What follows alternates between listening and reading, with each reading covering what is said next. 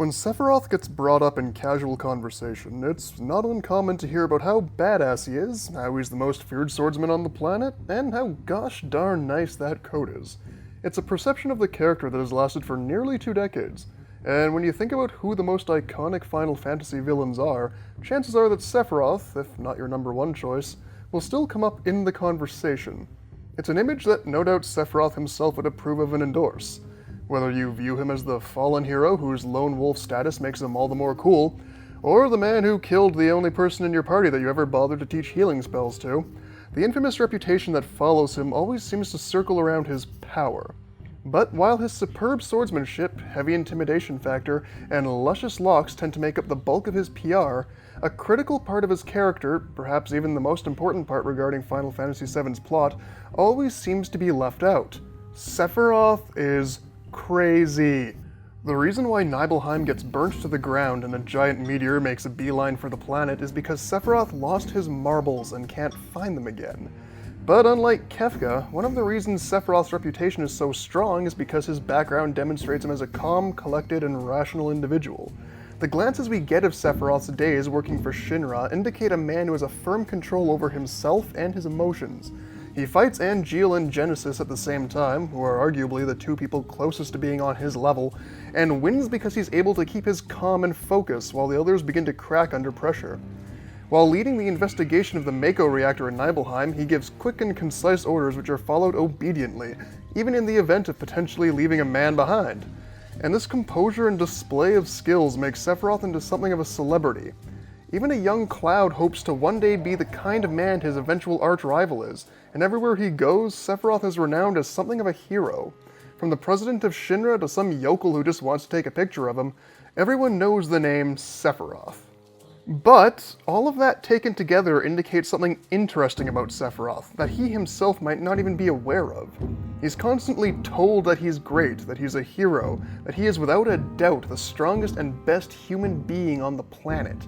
For his entire life, Sephiroth is surrounded by awe, admiration, respect, and prestige, so much so that it almost becomes expected from the great hero. And perhaps in one of the greatest ironies from someone who paints himself as something of a loner, Sephiroth comes to almost rely on other people if only to prove to himself how important he is. Even as one of the good guys, he probably doesn't care all too much about most other people, yet he still enjoys it when people seem to think of him as all-powerful.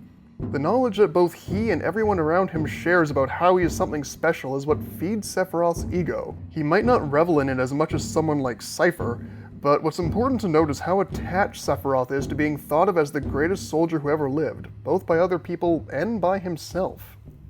Unfortunately for Sephiroth, his firm belief in being a special snowflake is confirmed to be true, but not really in a way he was hoping. The one thing he knew growing up was that his mother was named Jenova, and it isn't until investigating the Mako reactor at Nibelheim that it dawns on him that Jenova is, in fact, an alien life form that crashed into the planet years ago. What's more, Shinra has been using extract from Jenova to try and make super-powered soldiers, which more often than not have wound up just making monsters and other things that try to kill you. And after a couple days of being cooped up with Shinra's conveniently placed archives, it doesn't take too long for Sephiroth to put 2 and 2 together that he was one of the subjects of the Jenova project. And from this newfound tidbit of knowledge, Sephiroth's grip on reality becomes more tentative. But why should a man who has shown nothing but rational thought in the past suddenly become shaken and disturbed? Well, for one thing, one of the main reasons for Sephiroth's confidence is that he's certain of his own greatness, and everyone around him only reinforces that idea. For the first time in his life, he's being forced to question himself, and he doesn't necessarily like what he finds. He says himself that he's always believed he was different from everyone else, but no doubt in a more flattering light. In a piece of crushing irony, the primary reason he's more unique than other humans is because they're actually human, while he is something of a science project. And even in that sense, he's not alone. The sludgy, mutated creatures that are the byproducts of Shinra's experiments are somewhat his kinsfolk. Keep in mind that Sephiroth's ego fed off the knowledge that he's better than other humans, only now that he's on the same level of monsters, he can't be so certain that he's better off than them at all. For a man who's so used to being on top of the world, Sephiroth cannot hack it that he just found himself at the bottom of the barrel. Even his lauded sword skills can be chalked up to a benefit due to the Genova project. Essentially, everything he knew is a lie, including all the admiration and fame that's due to him. He spends the better part of a week locked up in the basement of the Shinra mansion, more or less a broken man in the throes of despair. Yet, when Cloud goes down to the basement to check on what his boss is up to, he finds Sephiroth not so much crushed as he is a few cards short of a full deck. He informs Cloud of his epiphany that Genova was one of the ancients / Cetra that crashed onto Earth to take it over, that the ancestors of humankind refused to let that happen, and now that Sephiroth has decided that he is part Cetra, he's going to finish the job alongside his mother.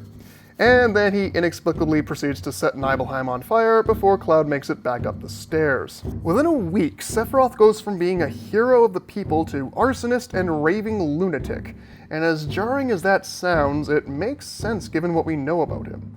After a lifetime of being number one, only to have his ivory tower topple to the ground, Sephiroth's ego simply will not let him accept that he's no better than anyone else.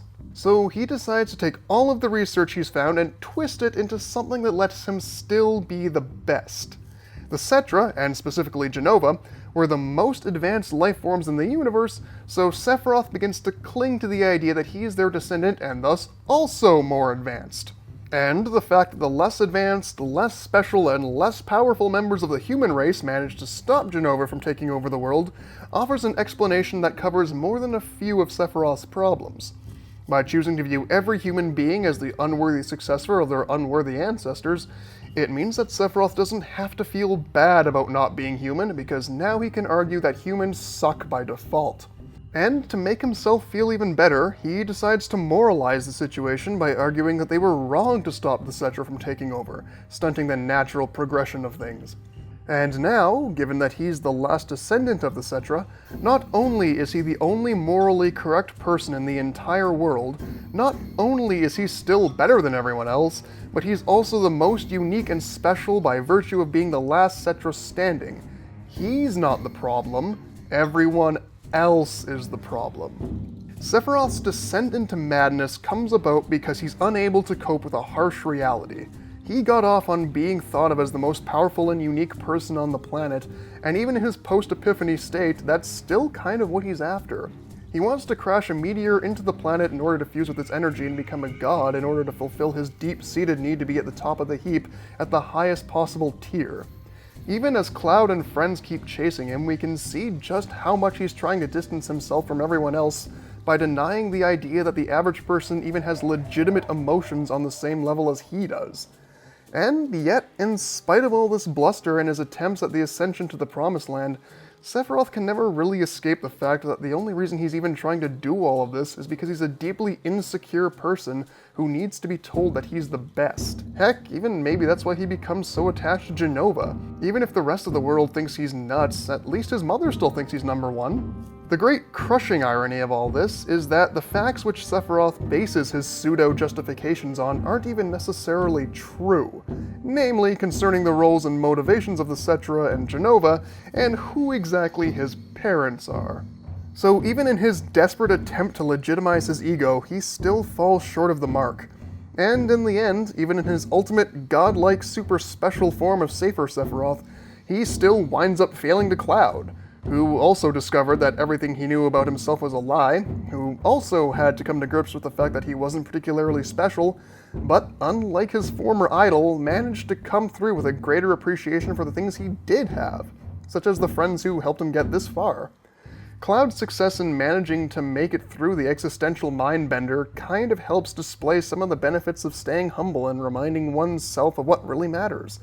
While the demonstrations of the dangers of becoming blinded by grief, clinging too hard to your ego, and the folly of shunning the world just in order to try and convince yourself that you're special, ultimately is the importance of being Sephiroth.